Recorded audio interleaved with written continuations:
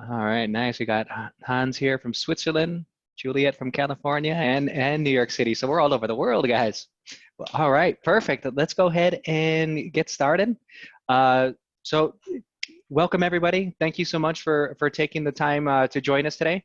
I want to give a special thank you as well before we start off to both Al and Chris who are here today and joining us as expert panelists. And so before we get started, just want to go ahead and just let everybody know that this webinar is going to be pretty much for everybody. So if it doesn't matter, if your business is a studio, a gym, a Y, an athletic club, there's going to be some good nuggets of information here for everybody. And so just wanted to go ahead and kick it off with that piece. Going forward, also going to be sharing this in a couple of different areas. So you'll be able to have access to this via YouTube. So we'll send out the link to the video afterwards. And additionally, we also have a channel on Spotify that we will go ahead and put in the chat as well, where you can go ahead and have access to this video, this audio, and also the audios of the other ones that we've done in the past. So yeah, without further ado, let's jump in and turn it over to the reason you guys are all here. Introductions to our expert panelists. So yeah, maybe on the screen here, if you guys can see the speakers, we can just go from left to right. So yeah, Al, if you wouldn't mind kicking us off. Definitely. My name is Al Wilson. I'm the owner of Rip City Fitness. Started as a single man personal trainer, actually in corporate for probably way too long. And it's funny, when I first got started with Virtuagym, Kaylin was the first person I spoke with. So at this point, we're in the process of opening. Yeah, well, I know. Look where we are now. So Rip City Fitness is located in Twinsburg, Ohio. That's right, Ohio. And I'm looking forward to speaking with you guys and talking to you more about how to grow your business and thrive, during these times. Great. Chris Stevenson. I'm the owner of Stevenson Consulting. I live in Los Angeles, but originally from Ohio. So you've got two good Midwestern guys on this call, and maybe even more. I don't know if these other guys are good or not. No, but I've been in the industry over 25 years in every capacity, from personal training, group exercise, own and operate studios, and then as a consultant, the opportunity to work with a bunch of different studios. So hopefully with all that information, we can add some valuable information for you today. Yeah, so I'm Derek. I'm the Director of Corporate Health and Wellness at Virtuagym. So a lot of the partners I would be working with specifically would be our corporate partners, as well as our partners who work with managing corporate fitness centers. But today, I'll be kind of taking a bit of a back role, but I want to make sure that I'm looking at all your guys' chats and questions and making sure that I'm able to bring them up to Al, Chris, and potentially Kaylin as well. Awesome. And hey, everybody, my name is Kaylin Pino. I'm the head of the US market here for Virtuagym. And so for today, what I'll be doing is I am in the position of a glorified slide clicker. So I'll be going through and making sure that I set the floor for our two awesome expert panelists that we have today, and helping them share their story with you guys. So before we jump into it, a little bit of housekeeping things. So there's a couple different ways that you're going to be able to interact with us as we go throughout the presentation. So one of which is going to be through some polls that we'll be sending out. We're going to send one out really quickly here. So it'll be a question piece that we'll send out to everybody, and then go ahead and just, it'll collect all of the data so that we can incorporate it into the conversation. Additionally, there's a Q&A section. So if you want us to if you want to direct a question to the panelists as they're telling their story and sharing some tips and tricks, go ahead and put those questions in as they're coming up in the Q&A section, and we'll be able to work them into the presentation so that this way they can get to them. And then the additional one, I can see that we just sent the poll out already. So yeah, go ahead and get your answers in on that one, guys. The other way that you're going to be able to interact with us, which I saw a couple people already did, is through the chat section. So this one here is great to just use in order to interact with everybody. So we're going to have another piece where we're going to have a spot where everybody can share a little bit of information by typing in the chat section. The big piece here, in order to make sure that we all can have access and see it, is to change the setting on it. So rather than having it just go to all panelists, that's the default. Change it so that this way it sends out to all panelists and attendees. This way it's more like a conversation, but with everybody who's on the webinar. I'm sure a lot of you guys have been on a bunch of webinars these days, so you guys are pros now at this point and know how to navigate through Zoom, but just wanted to make sure that I hit that piece really quickly for anybody who hasn't. So without further ado, our agenda for today is going to be to hit these items here. I won't go through and read them all, but essentially, you know, we got a nice program for you guys here where we're going to be sharing the experiences of our two expert panelists today, and then opening it up to a panel discussion on the items that you see at the bottom. So without further ado, the first poll that we sent out was obviously about the U.S. reopening, some states reopening, others not. I'm curious, Derek, based off of the poll results so far, what's the result looking like in terms of the spread between you know, everybody who's on today, between open and closed? Yeah, so just I see that people are still filling out and some people are still jumping in as well. It's about 90%. They're still closed at the moment and about 10% that are reopening. I think if we kind of look at the chat, we kind of understand why. It looks like a lot of people are talking to us from potentially California, New York, which of course, according to this graph, are some of the more impacted areas still at the moment. So they're remaining closed. But yeah, it's fluctuating between a couple percentage points, but basically about a 90% closed, 10% reopen breakdown. All right, interesting. And then I understand Ohio is getting is starting to reopen now soon. Some gyms have already reopened. From what I heard, Al, on that piece, what are you seeing there on happening within the community? Gyms open within your area? So Kaylin, looks like Al may have fell off for a second. He's probably trying to make his way back in. Kaylin, while we're waiting for Al, you know, I'm on the board of directors for URSA, so we're on top of the openings. Oh, there he is. He can answer. Al, we lost you for a second there. Man, I know. Power outage awesome. Out of nowhere. So. Awesome. So yeah, we were just talking about, you know, the reopenings happening across the states. The polls came back and it looked like about 10% of the people who have joined us today have reopened. I'm not sure if that number has changed as we're watching some of the rest of the results come through. But we were curious because we know that in Ohio, the reopening is actually was supposed to be was announced quite recently, right?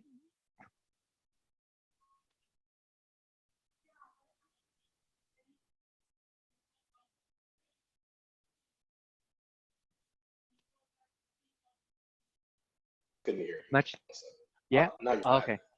Okay. Okay. Got it. Yeah. So we were asking now, what is it? What's the lay of the land looking right now with some of the facilities within your area? Have some of them reopened already? Yes, some have reopened. Ohio was a little bit different. We had about 17 gym owners actually sue the state, and they filed an injunction, and a judge actually approved that. So some gyms opened toward the latter of last week, and some are just officially opening today. So gyms are open in Ohio. Oh wow! And are you what are you kind of seeing, you know, within the community then, as far as the response from the members and that are they flocking back in droves, or has it been more of like a held back response? It's really been a mixture. Some of the other fitness owners I've talked to, for example, those who opened up a little bit early, smaller gyms are seeing their people come back because they maintain a relationship with them. Some of the larger gyms, it's a little bit different because the larger your membership group is, sometimes it's tougher to maintain that relationship with them and keep them engaged, you know, especially over the last few months. So I've seen a mix. Some people are saying they're going to take their time. Actually, one of my trainers posted a poll on Instagram, you know, in a joking way, like, all right, if gyms were open tomorrow, would you be right in there or would you give it some time? And surprisingly, about 54% of the respondents said that they would actually give it some time. So it's a mix. Interesting. And Chris, I know you were saying that you guys are monitoring opening across the states with URSA. Can you tell us a little bit more what you guys are seeing at the national? Yeah, I mean, so it just varies, and that's kind of the unfortunate thing for the industry, right? It'd be nice if we could all be on the same page and focus on the health benefits of exercise and how important exercise is for immunity, and then work together to show legislation, whether it's county, state, or federal, that we can do this safe, right? And I think a lot of clubs can. I mean, obviously, like any businesses, you'll have some that are not doing things well, but as a most part, people that are on this webinar that are into consistently learning are willing to do things right. So I wish we saw more unity. And just like California, for example, gyms, I believe, are in phase 3. So they're not really opening yet anywhere. And, you see a couple rogue gyms that open against the legislation. California actually put together a regional group who is putting together guidelines to show the state, look, here's what we're going to do with all our clubs to show everybody that it's safe. But, it really just varies. It's all over the place. In California now it's county to county. So I live right on the border of LA County and Ventura County, and Ventura County allowed restaurants with social distancing to open, retail stores to, even in malls, do curbside. So they've opened some things up, and literally right across the border in LA County, nothing yet. So then you see the county line battle saying, but they're right across the street. Why can't we do that? And so it's a little bit of a mess. And it's just, you really need to pay attention to state guidelines and then your county guidelines. And just, I recommend following those protocols. But it's all over the place. And then, like Al said, with coming back, I totally agree with Al. I think the gyms that create the best experience, that build the best relationships with their members, already have a high level of trust. So members are going to trust you and come back quicker than I think some of your facilities that don't invest in creating a great experience and building relationships, where people will be more hesitant. But some of the clubs that I've talked to through consulting and through URSA, they're seeing, when they first open, a lot of them see around 30%. And then they see that number slowly ticking up, some a little faster than others. Oh, wow. Yeah. I definitely want to jump into that. And while we're having that conversation, here's the part where we really want to leverage that chat section a little bit more, so we can get some results from some of those people who have responded, those 10%ers within the group today, who have said that their gyms have reopened. So for the other 90% of us who haven't reopened, I think that this is going to be a great info share, and also between the people who have opened as well. So in the chat, go ahead and, if you wouldn't mind, share these 3 bits of information. Number 1, what's the biggest surprise that you had when you reopened the doors? Number 2, what to avoid when reopening. So any tips, so that this way we can avoid some landmines when we're going through and reopening. And then the last one, what would be your tip for somebody who hasn't reopened yet? So yeah, go ahead and put those in the chat if you guys are comfortable doing that. Make sure to put those in underneath panelists and all as well on that one. Yeah. So while we're waiting for those chats in order to come through, yeah, feel free, Chris, and continue to elaborate. So in a very optimistic way, and this is what I've heard from several operators who are doing things well, who took the time to, properly disinfect while they were closed, to communicate new cleaning protocols and communicate with their members the whole time. They said it's not as bad as you think it's going to be. So I think that's good for the people on the webinar to hear, because I think in an era where the pandemic has made things so unpredictable and there's so much unknown, I've heard a bunch of operators say, you know what, we prepared and we were ready, but it's not as bad as you think it is. And the people that you get back first are the people that really want to come back, right? That 30%, they just really want to be there. So that's who you're dealing with initially. So while you still need to prepare and put protocols in and train your staff and communicate with your members, I think be optimistic and be excited as opposed to afraid, because the feedback I'm getting from operators so far is it's not as bad as you think it's going to be. And even some of the gyms in Ohio that have opened up, similar stories. They were excited to actually have people back in the gym.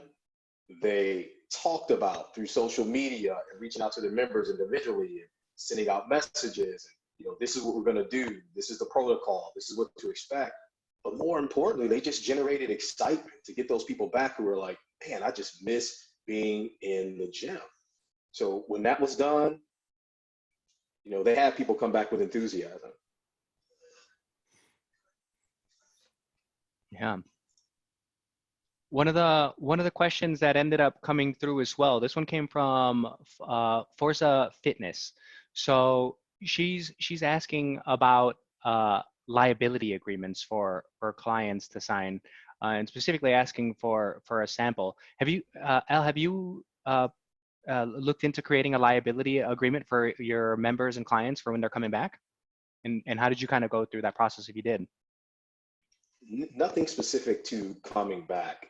Our liability insurance and everything else we have, everything stayed the same. We didn't have to change anything. We kept everything the same. Okay. And I've heard people, some are choosing this is a good time to implement new liability waivers because, you're re-engaging with members. So even if there's things that needed updated independent of COVID, it could be a good time to do that. But the best recommendation is check with your insurance company and just make sure that your waivers are up to all the criteria that they need to be. And if not, use this as a great excuse and time to, re-engage with members and do that. And maybe you don't need to. Like Al said, his are great. So he doesn't need to do anything. So just talk to your insurance carrier and make sure it's right. We just renewed our insurance. So that's actually what we did is we had a conversation because it was up for renewal and it was right before COVID. Well, actually before we closed, in early March. So it gave me the opportunity to say, hey, how are we covered? What do we need? So we really didn't have to change anything as far as the waivers. Awesome. And then the other thing you mentioned, Chris, is you were mentioning that from the facilities that you're seeing reopen, they're getting about 30% of the people in order to come back. Mm-hmm. One of the things that I've heard and have seen in past webinars is operators who have mentioned things about being concerned that why should I even reopen knowing that this would be the case, because then I'm operating at a smaller margin. So what they were saying, the example that I think the exact quote that they put in there was, I'm reopening and getting a margin of small group training, but at getting a margin. No, I'm sorry. Let me change that again because then refresh it. So it was, I'm getting a margin that I'm getting from large group classes, but with the amount of people who are in small group training sizes. Well, I think it's ultimately a brand and a business decision. So you have to run the numbers and say, there was a great article on restaurants. I think it was in Dallas when they were first allowed to open at 25% capacity, and they interviewed a lot of restaurant owners, and they said it's just not worth it. It costs us more to operate when we can only have 25% of the normal people coming in. So I think you need to look at your facility the same way and just say, okay, what does it cost me to operate, and versus the revenue that I'm going to get from these people coming in. But you have to think long term as well. If you stay closed for too long, people will look for other options that are open. And if that new option creates a great experience and they feel comfortable, people get into the pattern and habit of going there, and then those habits are hard to change. I sometimes, even if you're at a gym that you don't love, the habit's there. It's convenient. I was working out at a club where anybody you talk to didn't like it. They were like, oh, it's dirty and no one's friendly. I'm like, why do you come here? Well, it's close. It's convenient. So you do got to consider that as well. Is it worth, not having the margins that you need or want immediately just to get open and start to rebuild the trust? And so that's just something you really have to look into your financial strategy and spend some time on that and be diligent about it. And I think one of the things we'll probably tap into a little bit more later on in the conversation is, what are you doing with that 30%? How are you engaging those members to turn 30 into 40 and so on? And then what happens with the 70? How are you reaching out to them? Are you getting their opinions? Are you finding out why they're not coming back? What do they need to be more comfortable? So it's engaging these members down to the single member, or I don't know if they separated into groups. We did some things a little bit differently to stay in touch with people. So what is your strategy for your 30? And then what is your strategy for your 70? And it's different for every gym. Awesome. Perfect, guys. Let me share my screen again. So you guys should have that jump up here again.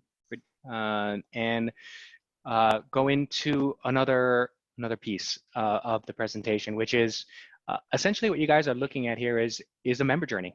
And so Obviously, this is something that we're all familiar with. We create the different cycles within our facility of 30, 60, 90-day touch points for our members.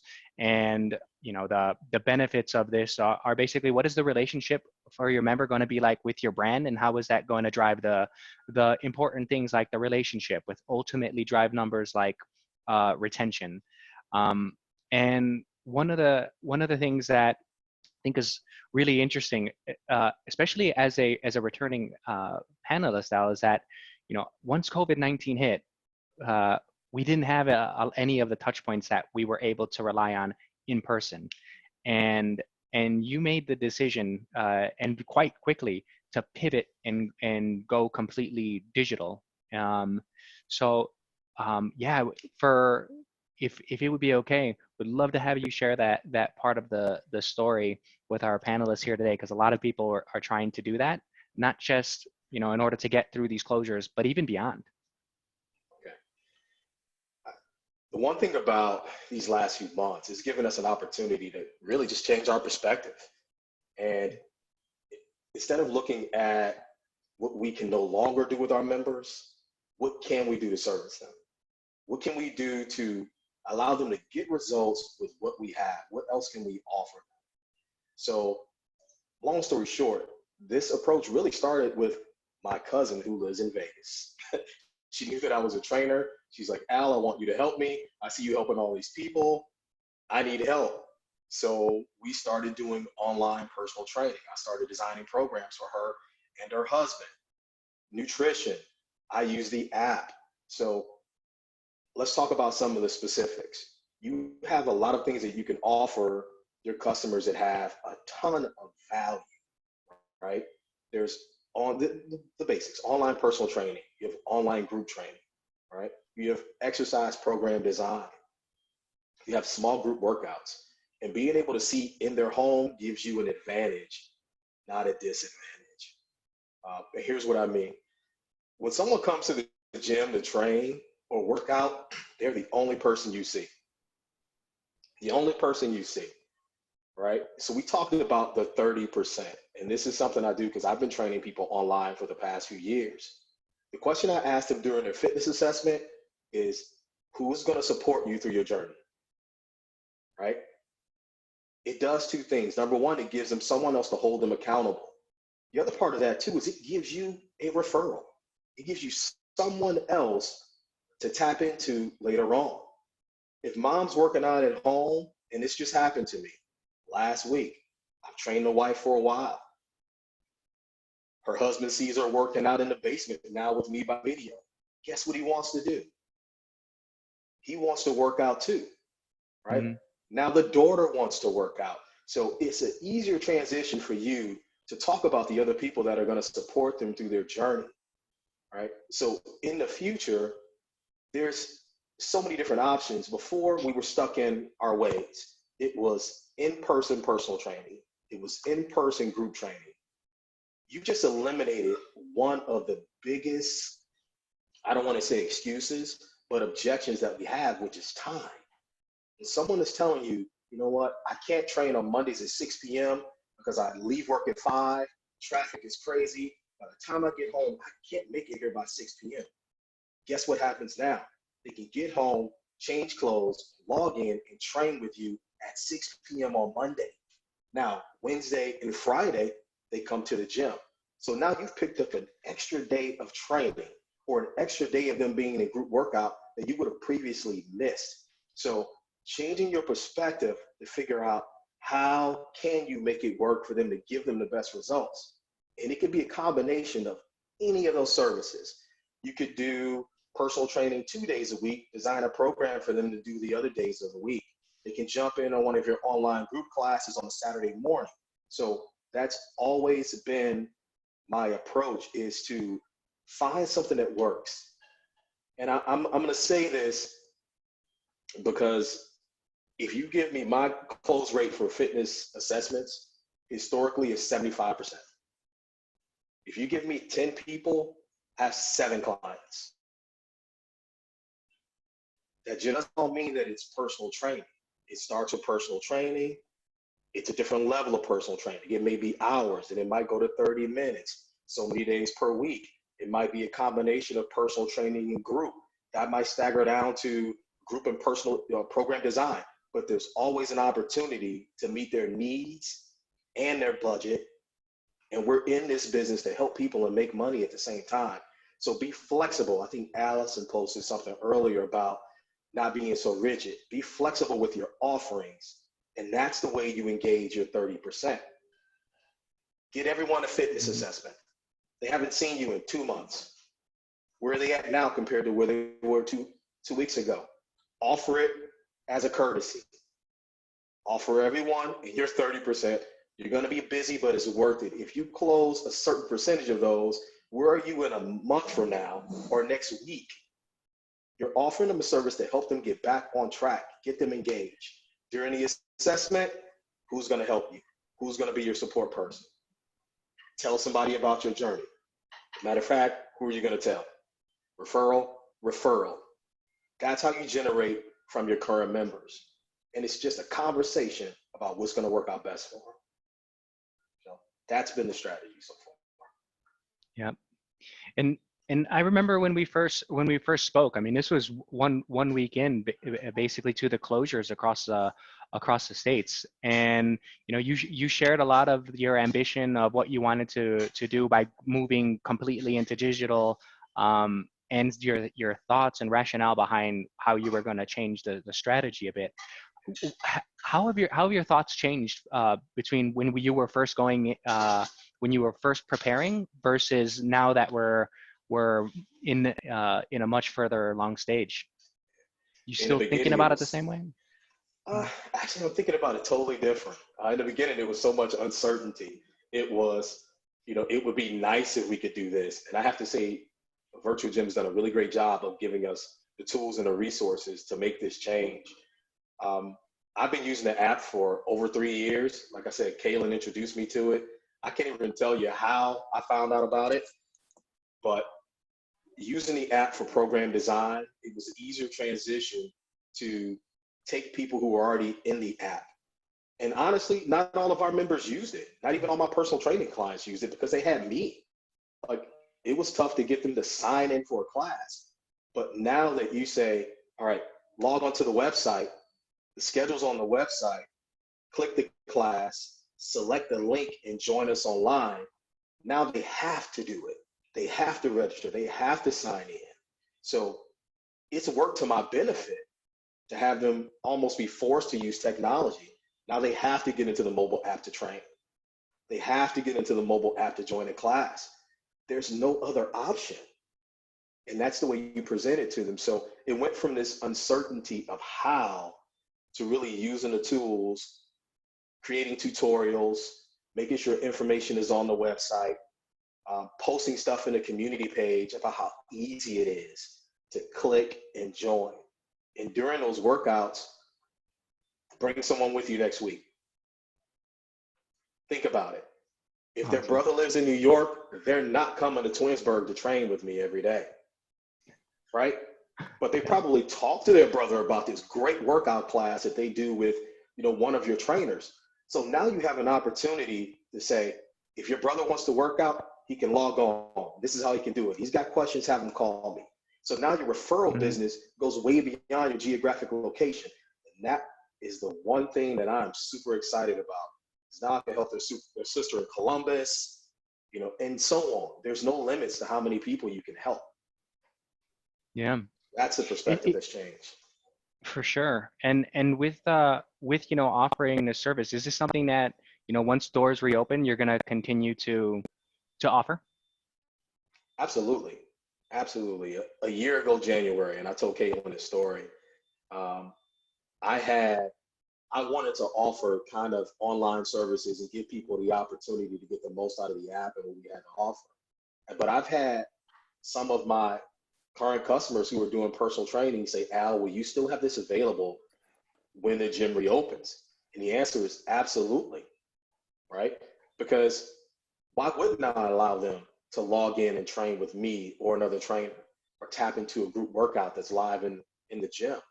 It gives you the opportunity to create a different experience and to have that person really be an ambassador for what you do. So we're going to keep it going. That's awesome. Yeah, thank you so much for sharing. And I think one of the big things that that we've been talking about is the importance of engaging with that 30 that your strong member base, making sure that we're able to communicate with them.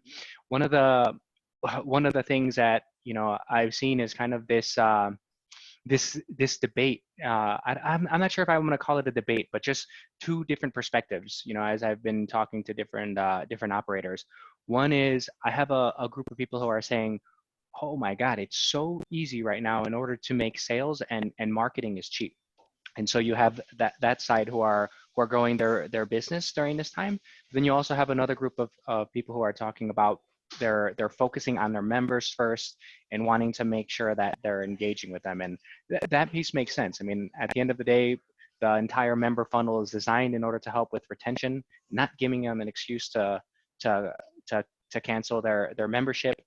And during normal times, I mean, it's something that's effective and profitable as well for the business.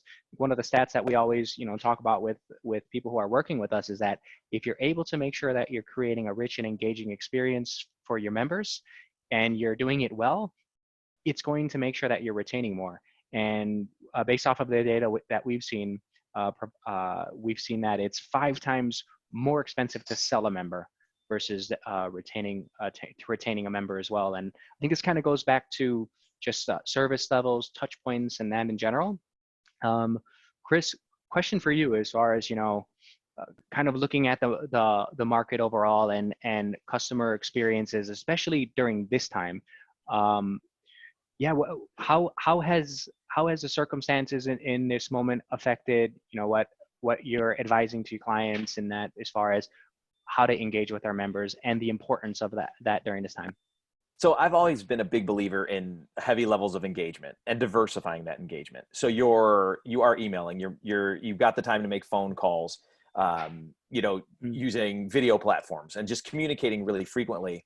And I've heard from different clubs that are like, we are marketing like crazy right now. And then I've heard other super successful clubs that said, we feel like it's insensitive to market right now. So I think, ultimately, again, it's a brand decision, but what I would caution you on is just be very cautious with your messaging. First of all, I've gotten emails, I subscribe to every club marketing funnel just because that's what I do for a living. And I remember getting an ad to join while they're closed. And it just straight up was a typical ad that said, join now, enrollment first and last, but no dues till we're open. And I was like, well, that's almost like an offensive ad to me. So why wouldn't I just join once you can actually provide something for me? So you got to be careful with that. I had another one that was great. I had visited a club and I got an email and it was from General Manager 249. Again, in an era where people are insecure and you're trying to build trust, I'm like, okay, I feel real comfortable with you, General Manager 249. So just be really careful with your messaging. And, kind of what I was saying, if you're providing a really good level of service, there's nothing wrong with it. Just be sensitive about the way you're going with your ask. The other thing is marketing's not just traditional sales marketing, it's content. So this is a great time to put out freebie workouts and great content that really engages people to build that level of trust. That way, you hit them with good content. You're building trust, building rapport, building relationships. Then you go and ask when you're ready. Right now, your doors are about to open and you're saying, we're so excited to reopen. We've done all this great stuff to the club while we were closed. We've got these new great protocols. We want to get you in here. We want to create an environment where you feel comfortable to come back day one. Here it is. We want you back and here's our offer. So that's sort of my overarching advice on that. Just be really sensitive about your messaging. Don't do the typical hard sell. Build trust. Give content, give valuable information. And then when the time is right, then you go in for the ask and you've built that trust. I also do want to say, Al, I love what you said when you started, when you were speaking before, where you said, I just don't focus on what I can't do. I focus what I can do. And I think that's incredible advice in every aspect of what we're going through right now. It's very easy to get wrapped up and say, oh my gosh, I can't be open, or I can't do this, or I can't do that. As opposed to, you know what? Yeah, you can't. So why focus your time and energy and make yourself crazy and just say, but here's what I can do. And that led Alan to a really good, online training protocol. There's another company in the UK that we were talking with, and they do outdoor fitness, which I think is going to be a massive opportunity. And they never said, even though they couldn't do the outdoor fitness anymore because all the public parks have closed, they never said we're closing. They just said, hey, classes will go on regularly scheduled. They'll just be virtual. And that was their message, was same stuff, just, instead of a park, now it's going to be virtual. And I believe they kept like 80 to 90% of all their revenue through this whole process. So, Oh, wow. yeah, I think, messaging is important, and transparency, clarity, honesty, and continue to build trust through your marketing. Awesome. Yeah, and I've had a chance in order to talk to you before this and hear your story. But if it would be all right, I got a couple of photos from you as well, that I can go ahead and show as well of the journey that you had as well. Would you mind kind of talking people through kind of your journey of like where your facility, and then also you're thinking about getting in the game again as well, right? Yeah. And looking at another concept. Yeah, unfortunately, I'm addicted to our industry, and I just can't quit. So I opened, I think it was about 17 years ago, opened up a 2,000 square foot training only facility, ran that, owned and operated that, very successful place. Then the club that you see on the screen right now, owned and operated that full service club for almost 10 years, and did a great job. We were experience focused. It was an awesome experience, and then moved into the strictly speaking and consulting space, which I've enjoyed. It's been great to get to know a lot of great operators and learn a lot of things, a lot of different points of view. But as I said, I'm addicted. And prior to COVID, we were exploring a concept that we felt like we could scale, a traditional brick and mortar concept. And then COVID hit. So we realized, and I used to teach group exercise. Wow, look how young. Look at that high kick. I know, right? I was probably sore for 3 days and pulled my hamstring. But we ran that. So we were looking at this brick and mortar concept, which we're still very interested in after we see how things shake out and what really is the new normal of our industry. But just like Al was saying with the virtual space, which I believe is going to continue to grow, and for every reason Al said, it's just an incredible opportunity. Overall, we really see opportunity in the outdoor space as well. And I'm not talking about just, hey, meet me in the park, let's train, but actually building out a brand that's very systematic, community oriented, and structured, and starting to place those type of facilities outside. So that's sort of the current project that we're working on, and hoping to kind of come up with something in the next month or so to really take advantage of it. And for the market, it's a good time too, like virtual as well. As clubs open, what we're seeing is less capacity, and some are not allowed to do group X yet. So there's going to be a lot of limitations for a while. I think people are fearful of a second wave of this thing hitting.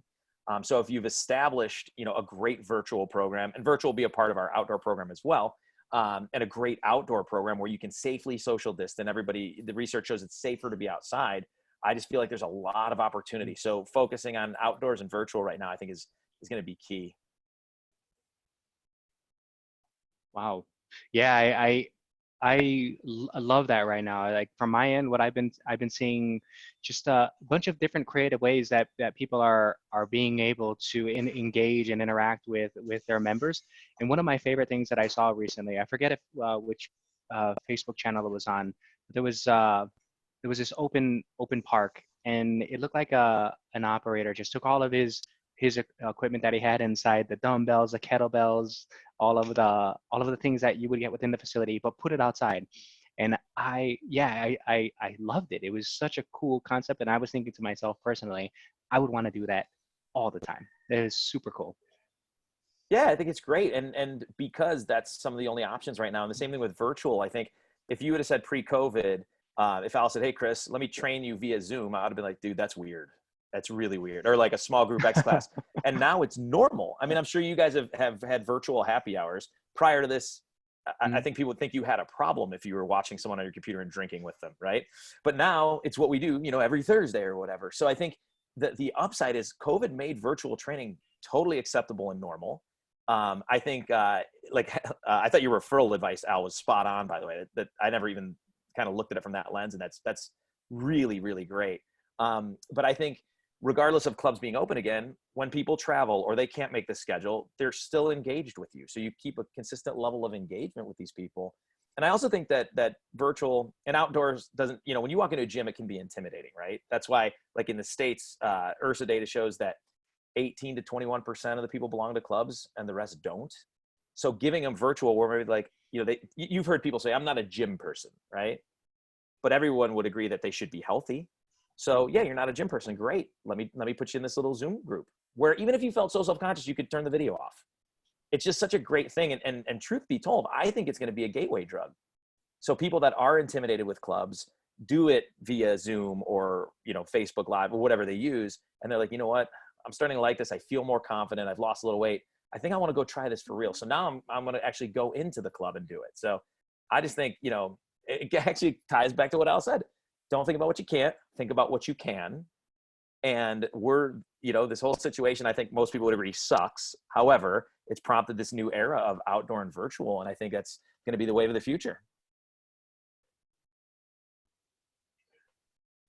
Chris, it's so funny when you talked about people who travel. I have 3 people traveling this week.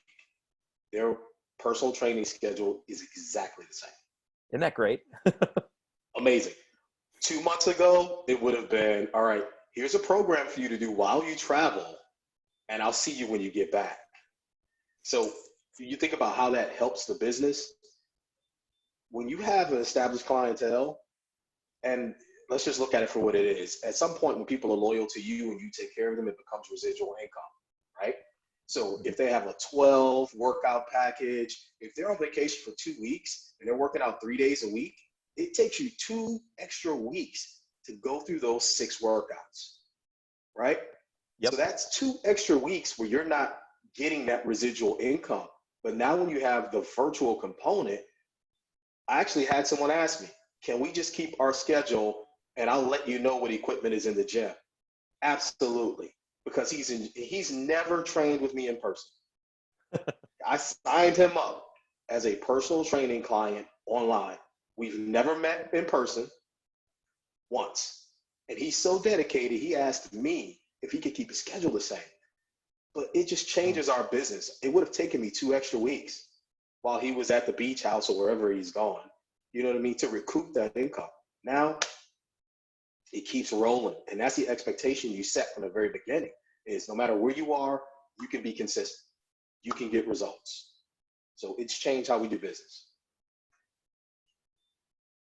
Yeah, I was looking at the comments here and kind of piggybacking up on what you were saying, Chris, is like it being a easy way in. A comment here from Mari Lewis. She's saying that her grandma's joined the gym after 89 years because of COVID, and so she's using Zoom and that in order to get her social time, and has the ability in order to join group classes and that in order to get active from the comfort of her home. And Kaylin, for the operators on here too, I don't want you to take this away as brick and mortar is dead, because it's not. People cannot wait for that social interaction. It's a basic physiological need. But what this is going to allow you to do is stay engaged 24/7. It's going to allow you to give people more options. It's going to be the gateway drug to get more people in your facility. So I just want to make sure the message is not brick and mortar is dead. It's not. It's going to take a while to get back to where it was, but people will always want that. But if you stay diligent and you stay focused on these other opportunities, it's just going to make your business 10 times as good. Awesome. And then a question that came through, guys. This one's for both of the panelists, so feel free and jump in, whoever's on here. And it's kind of piggybacking actually off of the comment that Marilu shared. This one's a question about concerns for seniors. So some of them are fit and very active, but others are more vulnerable. So the question is, do you guys have any concerns? And then also, what would be a good way in order to be able to, how are you addressing this within your business or advising people to address this within their business? I think the concern is the same as the one for the general public. They're more susceptible to contracting COVID-19. So if they're willing to come to the gym one-on-one, then have a space where they can train, whether it's a group room, a small personal training room. The last gym I had, we had one room that was for private training. So you could train one client by themselves who maybe didn't feel comfortable being in the gym area. So you may have to restructure how you do things.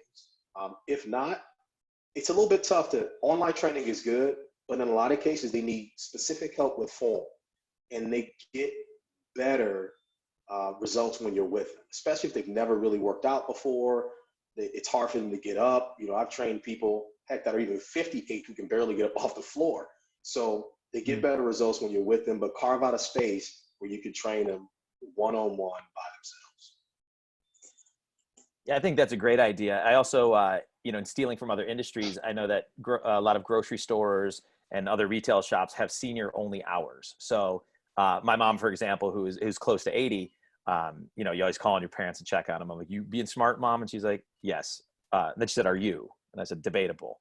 But you know, she's like, no, I get up and I go early when only seniors are allowed in, you know, in the grocery store from 7 a.m. till 8 a.m. So in addition to, I like the idea of creating spaces just for them, also creating hours just for them. And then of course you're doing all your proper cleaning protocols.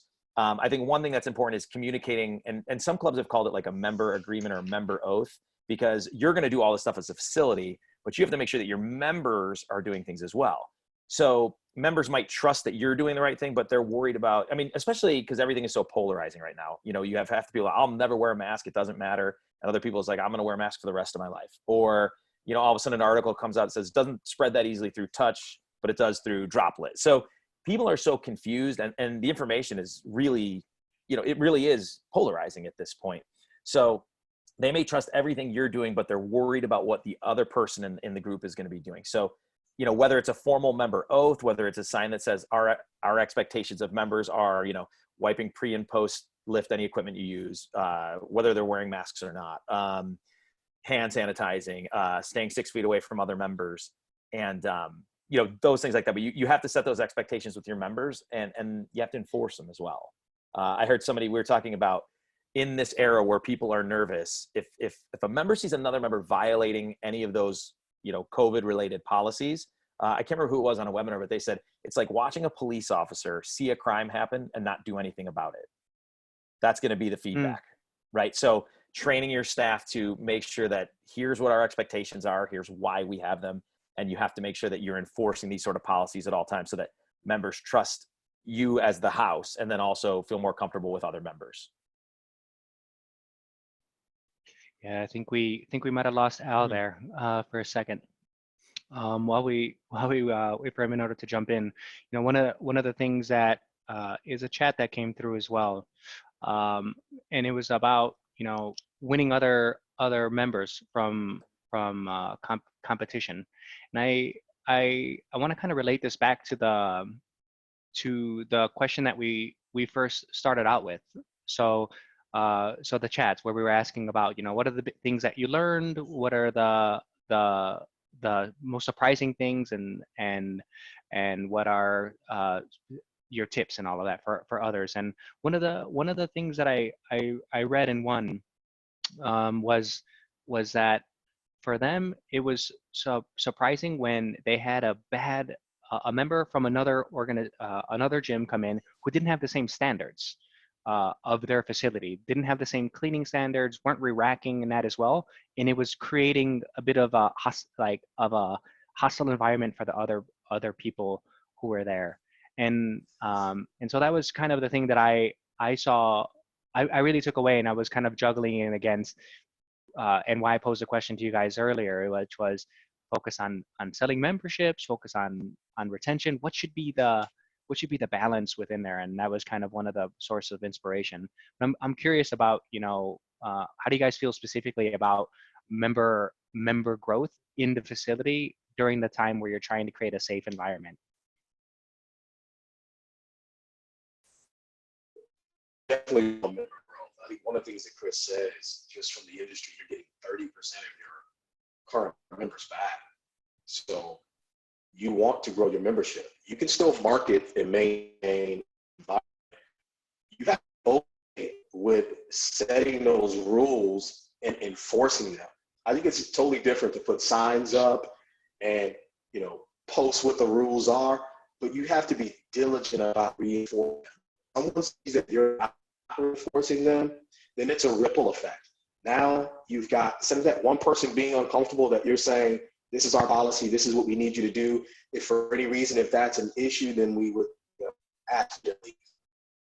Do you want to have one person uncomfortable in this scenario who's probably not a diligent, dedicated member, family member, right? Or do you want the rest of your members to be uncomfortable? right? Mm-hmm. Be about reinforcing your expectations.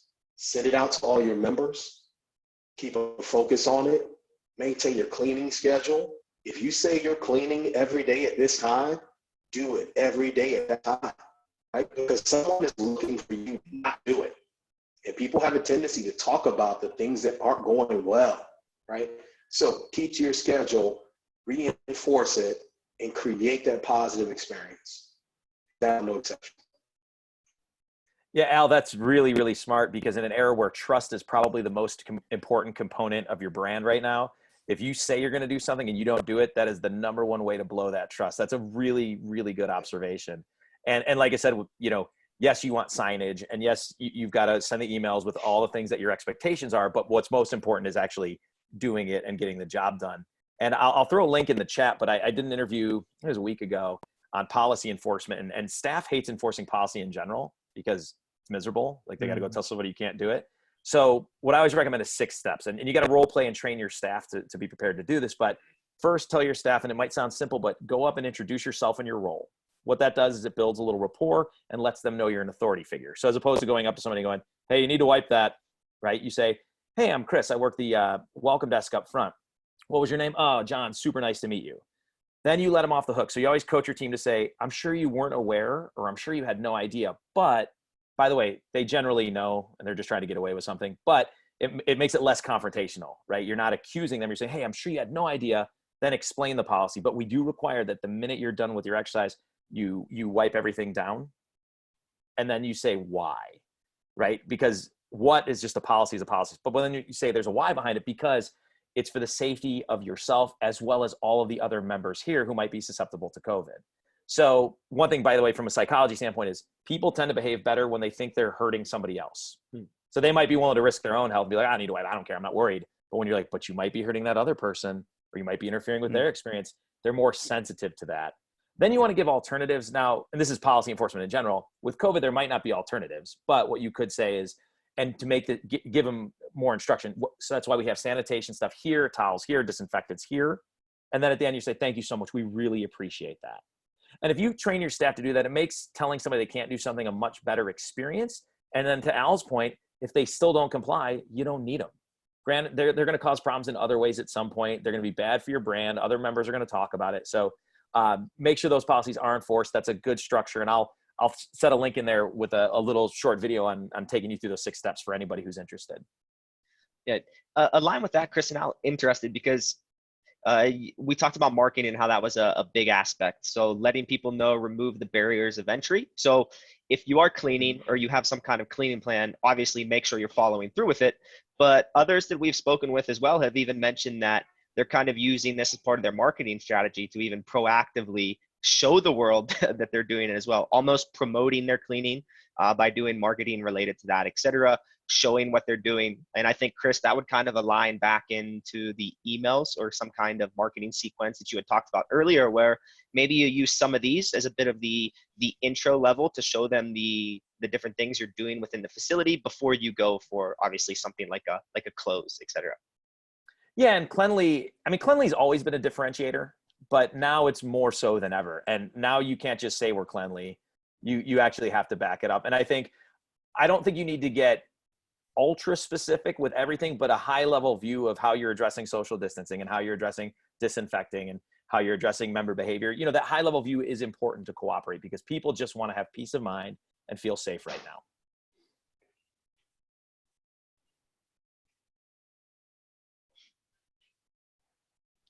Awesome, guys. So we are essentially almost at 1. But what we've been doing is we've been staying on for another 15 minutes. And so this is another way that you guys are able to engage with us. So there's questions that you guys have sent through. I know we haven't had a chance to get to them. We're going to get to those as well right now. And then additionally, this is the time where there's a little feature where you can raise your hand. So I'm not sure if you guys see it there. If you guys would like to raise your hand within here and then ask a question to our panelists, that's also possible to do. So go ahead and click on that. And then what we will do is unmute you so that this way you can speak on our side with us. Sweet. So with that being said, a couple questions that came through guys is this one here from an anonymous attendee. Do you have any new health protocols? We're a dance studio based in New York City, and was wondering if you guys have any tips on when we reopen. I think we hit this a little bit on some just a little bit, but maybe we can expand on it a little bit more. If you're in New York, I think you said New York, correct? Yep. It's from New York. New York, I think, is one of those states that's going to probably offer some specific guidelines. I mean, there have been some states that offer no guidelines, and you have to just use your best judgment. So the first thing I would look in is, state and local guidelines that are provided for you, and make sure that you're following those to a T.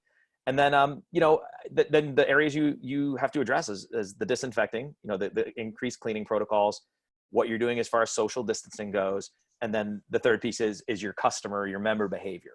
And those are the areas that you want to look at. What are your expectations from your members? What have you done to make things distance appropriate? And then, what are you doing specifically to clean in between classes? Are you, maybe you're shortening your classes a little bit to add cleaning time in between, just those type of things. So I would just make 3 columns with those 3 topics: brainstorm, Google, steal from what other people have done. There's a lot of great information being shared out there. I know URSA created the URSA forum where you can go in for free. There's no cost to it. And you can go in there, and it's a bunch of people asking questions and answering questions. But that would be my advice in that area.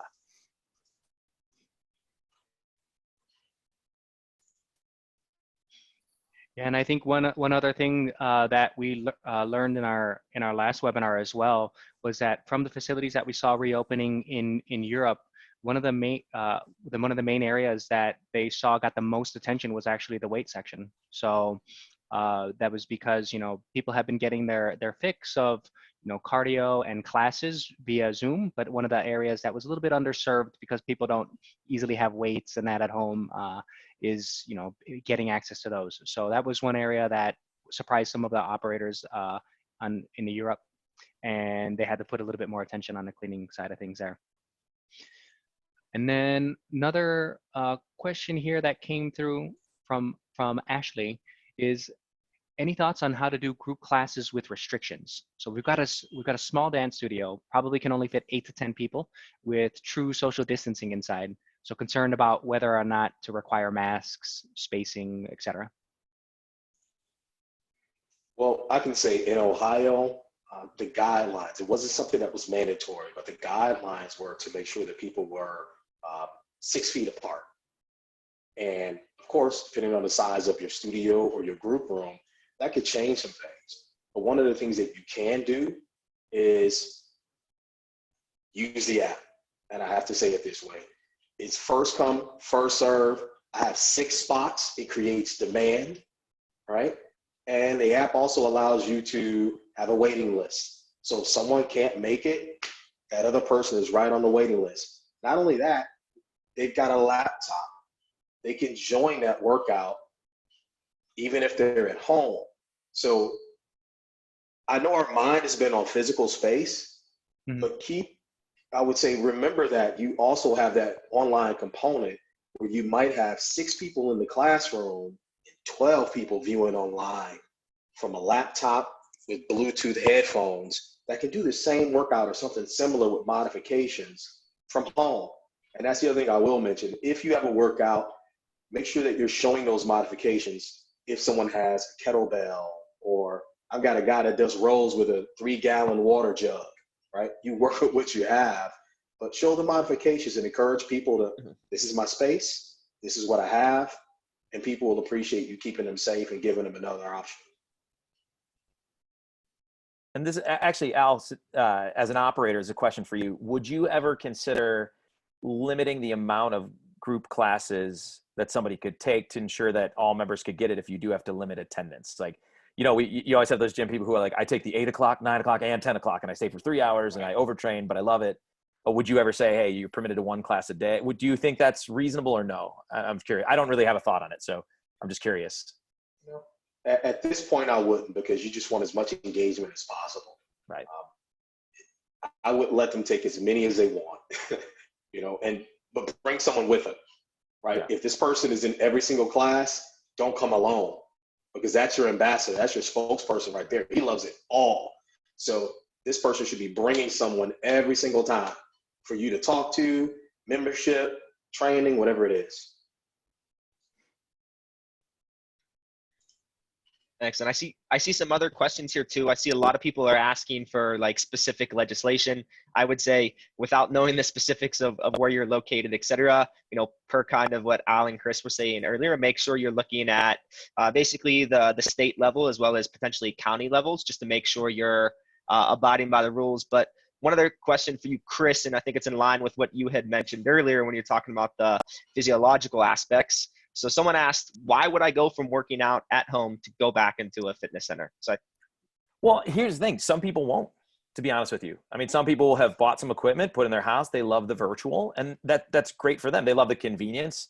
So some just won't. But I do think that just in general, people are social. And what you've seen, now this may not be responsible, but as soon as stuff starts to open a little bit, like you saw over the weekend, Lake Ozark was packed. I mean, people have an inherent need to spend time with other people. And while virtual is a great supplement and a great, a way you can do it in a different medium, I still, at the end of the day, truly believe that people want to be around other people. They want to be safe, but they want to be around other people. So your goal as a facility is going to be to find even more ways to engage them independent of fitness. And I think that's going to be a trend. I'll call it diversified member engagement, where they do some virtual with you, but maybe they're also part of a run club that you put together. You have social events that they enjoy. You host charity events. So any way that you could get them involved, make your gym a place that they go, not just for exercise, because they can get that exercise elsewhere. So I think you really got to figure out, how do you make it a super safe, welcoming place that people just have to go to because they're greeted so well and they have these great conversations, or they get to do a charity or a social event, and those sorts of things. I think that's where it's going to head.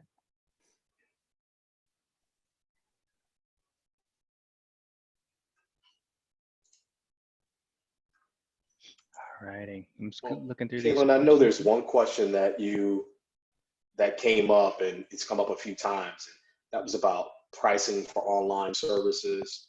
Mm-hmm. I mean, I can talk about that a little bit because I know it's the thing that's been on a lot of people's mind. Definitely. Yeah.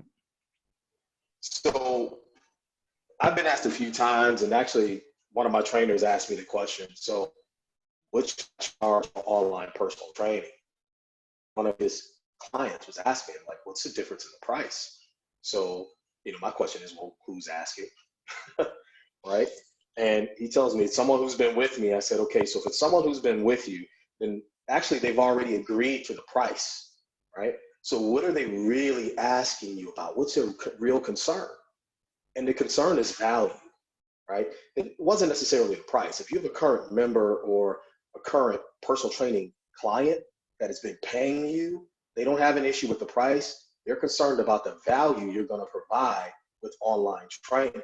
So as an operator or a personal trainer, your goal is to make sure that you provide the same value, because here's the reality. You actually have to work harder to provide them that value now, right? Let's just tell them what it is. You went from having a complete gym for them to use to now having a kettlebell, 2 sets of bands, and a mat, maybe a stability ball, right? Because equipment is hard to find. So now you have to find ways to get them the same results or better with less equipment, right? So you have to be more creative in your thinking, right? Your program design. Not to mention that your knowledge is not devalued because they're on the other side of the screen. You're still just as knowledgeable. You're still the expert. So we haven't reduced any of our prices for personal training, for group classes. We haven't done it because our goal has been, how do we provide a great experience? How do we eliminate the concerns? How do we get with the people who aren't very tech savvy, right? And make it easy for them to join so they continue to go and tell someone else about it. So focus on your value, not the price. We have to work twice as hard to get them where they want to be. So don't reduce your prices. Keep providing value. I couldn't agree more with you, Al. And I think prior to COVID, if somebody thought about doing virtual training, for whatever reason, I feel like the instinct would be like, well, I'm going to make it cheaper because it's only virtual. It's not the real experience. But as you said, you got to work even harder to get the job done. You got to be more creative and put more time into, creating these programs and workouts. And so COVID kind of made it the new normal. I agree with you. I wouldn't change pricing whatsoever. And then post COVID, when we're all reopened, I would foresee charging for it as an additional service. So, you know, you could join Rip City as a member, or you could do Rip City Plus that includes virtual, or simply do Rip City Virtual if that's all you want. So it gives you, you know, another ancillary service that you can charge for. Absolutely does. It really does.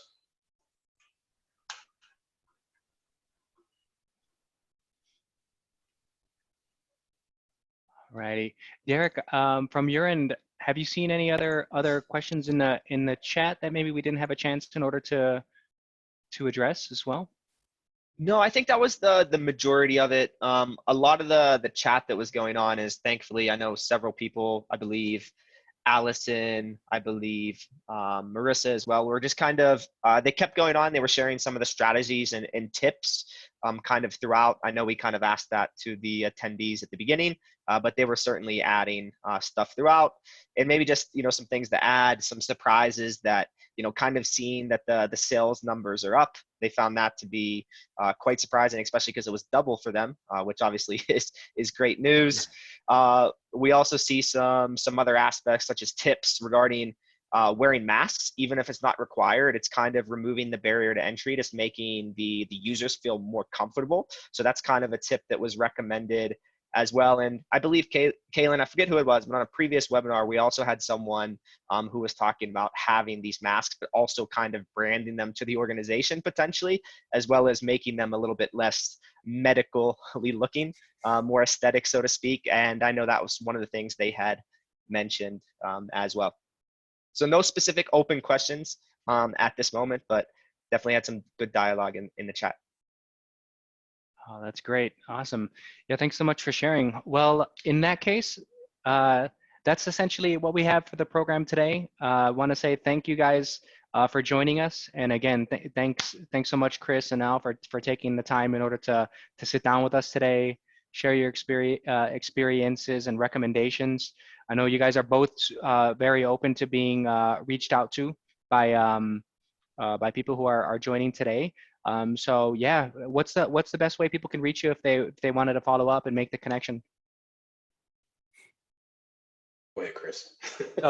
So I'm typing it in the chat. I typed it earlier, but I'll put my email address there. Obviously, you can find me on all the social channels with my name, Chris Stevenson, and then my email is here. And I'm sincerely happy to help if anybody has additional questions. You know, it's a tough time, and I think one neat thing is this is the first time in our industry that competitors are working together, right? I heard a big chain talk about, I can't believe I'm sitting across the table from my fiercest competitors and we're trying to get through this together. So I think right now, reaching out to each other for support, sharing best practices is going to be huge. So just don't hesitate. If you got a question for myself or Al or anybody on this call, reach out. Same here. My email's in the chat. You know, this is one of those moments where it's important for all of us to survive in the business. And so many people out there who need help. Like when you think about COVID-19 and who it's impacting, it's the people who have compromised immune systems. So it's almost our charge as fitness professionals to help as many people as we can. So again, perspective. How many people out there can we help? And it's perfect for us to work together to make sure that we do that. Yep. And then we did got somebody who raised their hand as well. Elixir Executive Exercise Studio. You guys have time for one more question if we let them jump in on audio? Sure. Yes. Awesome.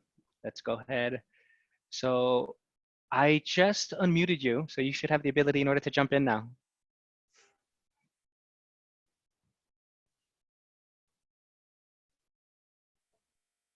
Not sure if your mic is connected. It looks like you unmuted. You're also unmuted on your end.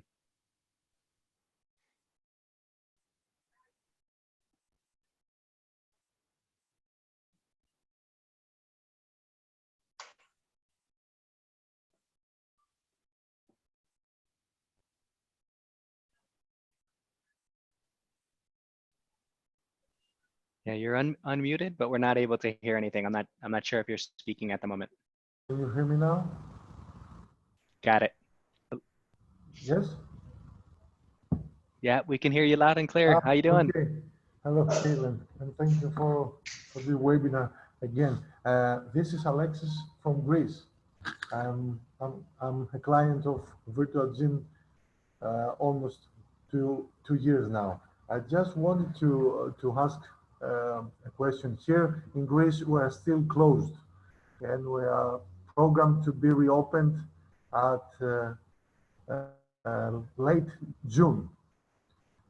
This is a big issue for us. I just wanted to ask all of you how many meters per person they gave you the guidelines were for you.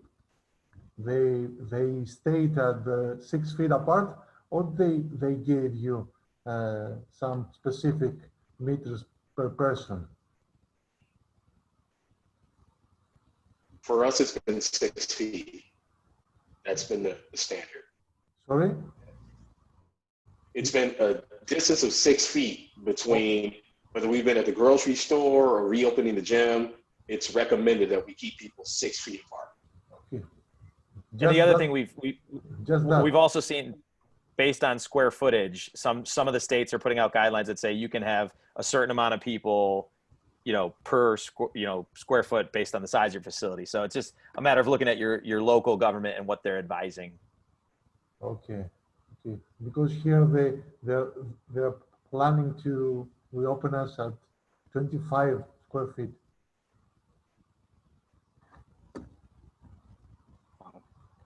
Wow. Thank you, Caitlin. You're welcome. Yeah, you're very welcome, and thanks so much for jumping on again.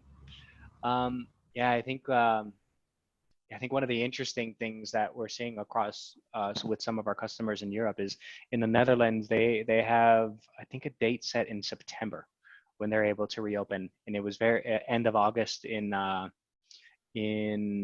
Ireland. When I was speaking to somebody from Ireland, I feel like one of the interesting things there is that in a way they're almost in a situation where mindset is like, well, what happens if we have a second wave in the United States, where this is extended operations that are being shut down for a long time. And so it's very interesting to see the differences in terms, not just the way that each state is addressing it, but also every country is addressing it.